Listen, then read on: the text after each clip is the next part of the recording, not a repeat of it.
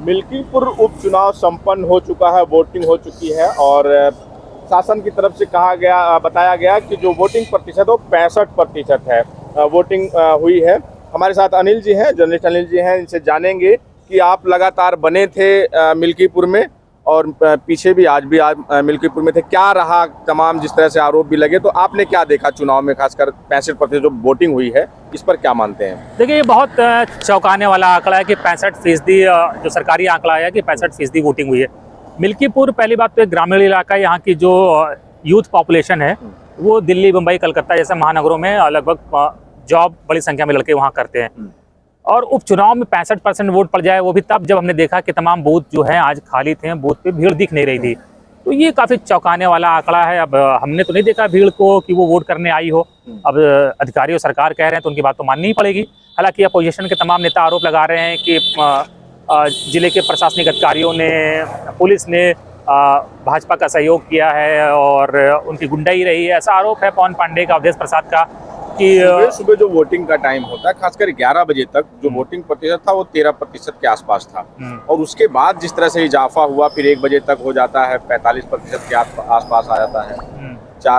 3 बजे 58%, 65%। ये जो एकाएक बढ़ा शाम के टाइम, दोपहर बाद से, क्या लगता है कि ये दोपहर से जो बढ़ा तो वाकई जनता निकली? आपने ग्राउंड पे देखा? नहीं, वही मैं कह रहा हूँ ना कि बूथ पे तो हमें लोग नहीं दिखे। हो सकता है कि लास्ट के आखिरी 1 घंटे में आ गई हो, पब्लिक बिल्कुल टूट पड़ी हो, उसने वोट किया हो तो बढ़ गया हो। बाकी समाजवादी पार्टी के तमाम नेता कह रहे हैं कि अधिकारियों का जो रवैया था वो समाजवादी पार्टी के जो खासकर ट्विटर हैंडल से और सोशल मीडिया से उन्होंने तमाम आरोप लगाए और लास्ट के 1-2 घंटे में इस तरह का आरोप रहा। इनके नेताओं ने आरोप लगाया कि बूथ कैप्चर कर लिए अधिकारी वहां जाके और वो वोट डाल रहे थे। इसमें क्या आपने क्या देखा?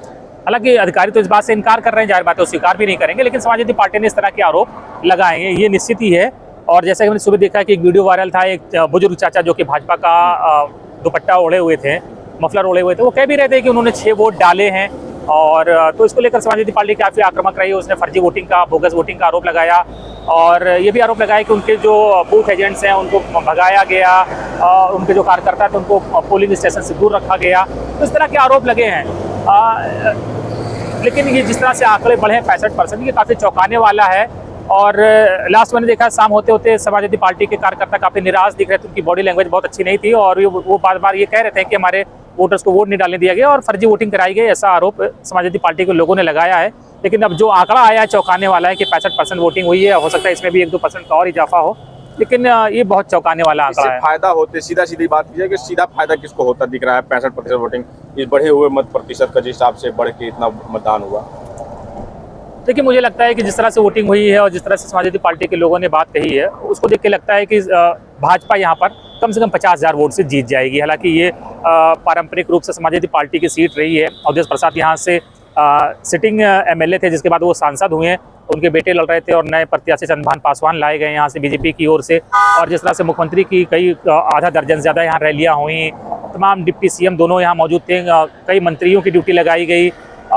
तो लग रहा है कि भाजपा यहाँ 50,000 वोट से जीतेगी, क्योंकि जिस तरह से आरोप लगा रही है समाजवादी पार्टी के निष्पक्ष चुनाव नहीं हुए हैं, समाजवादी पार्टी के कार्यकर्ताओं की धरपकड़ हुई चुनाव से पहले, वोटिंग से पहले उनकी गिरफ्तारियां हुई, दबाव बनाया गया। और एक वीडियो वायरल है, इसमें एक दरोगा जी, कोई पांडे दरोगा जी हैं, एक जिला पंचायत सदस्य को माँ बहन की गालियां दे रहे हैं कि तुम समाजवादी पार्टी के लिए प्रचार क्यों कर रहे हो, अखिलेश यादव से मिलकर क्यों आए। तो उसको वो वीडियो बहुत ज़्यादा, ऑडियो बहुत वायरल है, तो बहुत गालियाँ दी गई। तो इस तरह के आरोप लगाए कि समाजवादी पार्टी के कार्यकर्ताओं को इस तरह से धमकाया गया, उनको चुनाव से दूर रहने के लिए कहा गया है।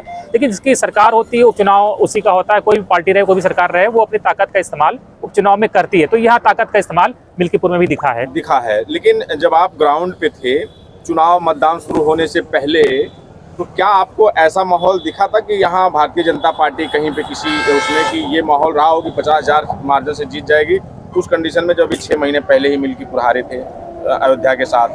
देखिए, हमने MLA के जो प्रत्याशी हैं चंद्रभान पासवान, वो सूरत के वो व्यापारी हैं, नए आए हैं यहाँ पर, उनका भी इंटरव्यू किया था। तो उनकी बॉडी लैंग्वेज ऐसी नहीं थी, वो बहुत कॉन्फिडेंट नहीं थे, वो डरे हुए थे, सहमे हुए थे, अपनी जीत को लेकर बहुत आश्वस्त नहीं थे।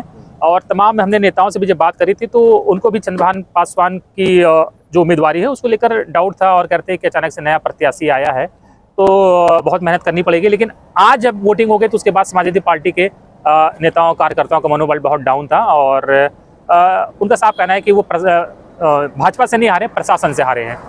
ठीक है।